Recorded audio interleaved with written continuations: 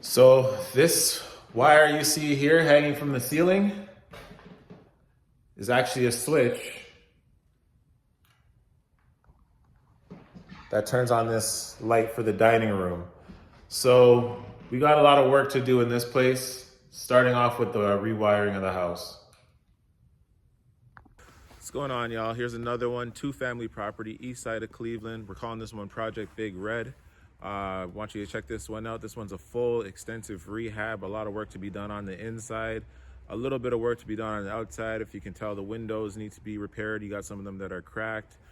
Cats are able to sneak into certain parts of the house, so we want to just make sure we fix everything top to bottom, make it look nice, brand spanking new. This one's going to be a BRRRR project. If all goes well to plan, it could be a perfect BRRRR, but let's be real, not everything goes according to plan on these properties. So here we are on the inside. We're on the lower unit. Doesn't look too bad. It's mostly cosmetic for the most part. We are doing a full remodel in the kitchen, full remodel in the bathroom, but where we are starting is in the basement. This house has to be rewired. Right now it's knob and tube wiring. We're going to take all that out, update it, make sure it looks good, make sure it looks up to code through a licensed electrician, and that way when an appraiser walks in, they see that we put new meters on the outside, new boxes on the inside, wired well. We did put the money in and put the time and the effort to make this thing as good as possible so that when we do have our renters in here, the issues that are in the property moving forward will be very minimal. So looking above, we got some drywall work to do. I don't know if this is a layer of ice here, but if that is, once again, plumbing issue that we might have to look into. Redo the flooring, cabinets, countertop, sink, that's all gonna be brand new in here. Paint, of course, and just make this place look really nice. Windows, that's already gonna be taken care of.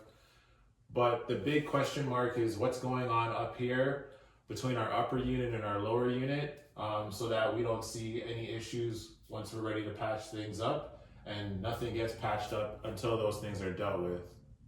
We got this from a wholesaler, off market, so we picked this up. This is one of my smoothest transactions yet. Did my walkthrough, it was with a few other investors. It was kind of like an open house format.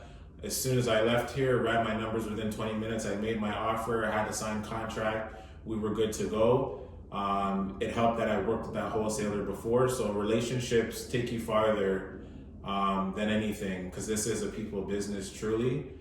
And that's pretty much how we made this one happen. This one wasn't on the MLS, and we were able to pick this up for a really good price. We're in the bedroom, flooring, paint.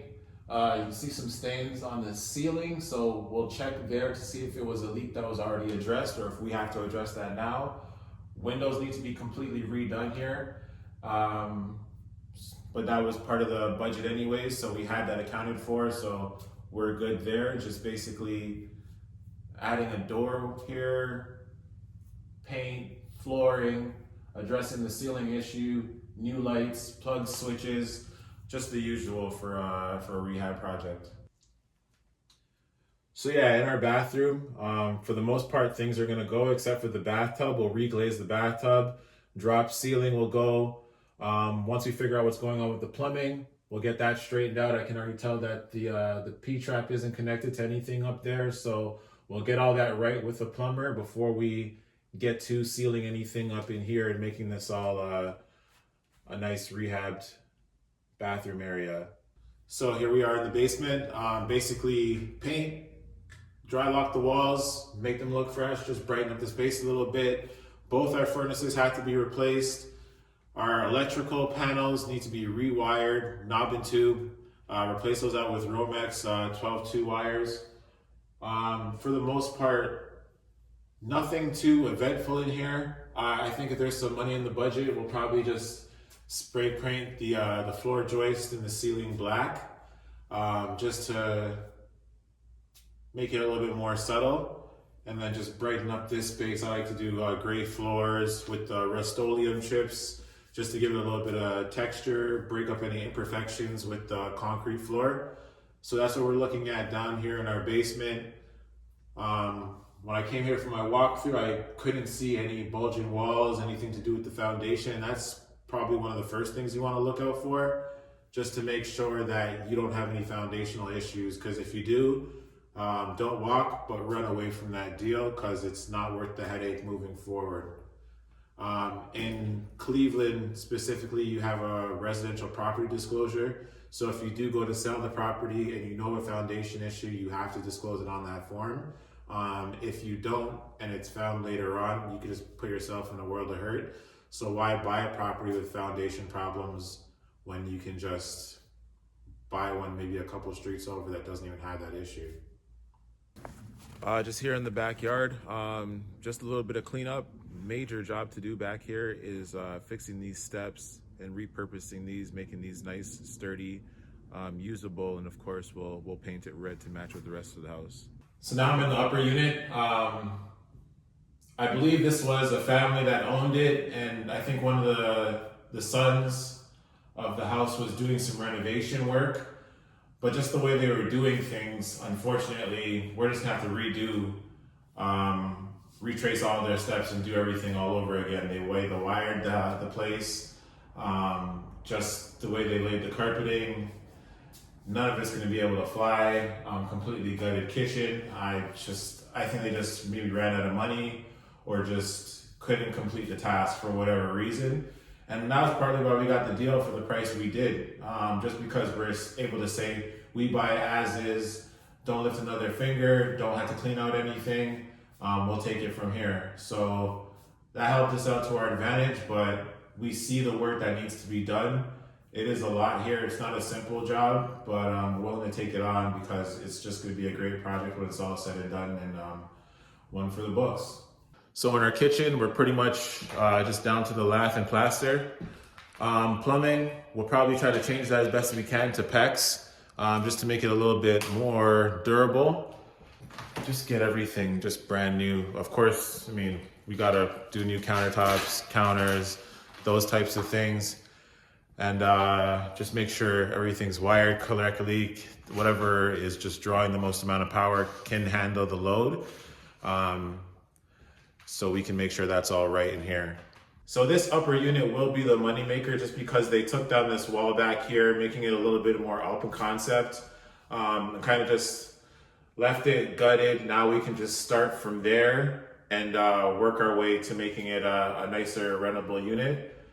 But just the way, like I said, the way they did some things in here just does not work, and we just got to make it better. So what we're looking at in here, painting, flooring, rewiring. This was the main part of the electrical issue that gave off red flags for me, just the way things were done.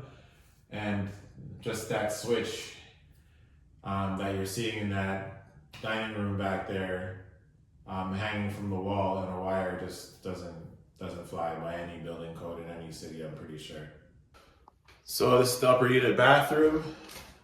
You got your old school clawfoot tub. It's gonna be fun moving that out because those are heavy as ever. New vanity, new lights, toilet, the whole nine. You got a small hole there in that area. If you can see that right there. That's where the P-trap was downstairs. So we got to figure out just how to get connected, make everything right. From what it looks like, that's where the vanity should be. This hole here, down here, should be the toilet. And we'll figure out how to get a tub in here or a stand-up shower. I'll talk those things through with the contractor that's going to do this project to make it better. So we bought this for $35,000. We're going to put about $50,000 into it. Our after repair value that we're looking at for this on the low end, conservatively, $125,000. So that's what we're looking at in this one, on this deal here. And hopefully we can stick to those numbers, get that on the refinance, pull out all our capital, call it a perfect BRRRR. All right, so there you have it. Project Big Red, a BRRRR property. We're gonna hold on to this one for the long term. Check it out when I have some more updates and all the work is done. We'll do another video just to show you where we're at, show you what the numbers look like. But for now, enjoy. Have a good one.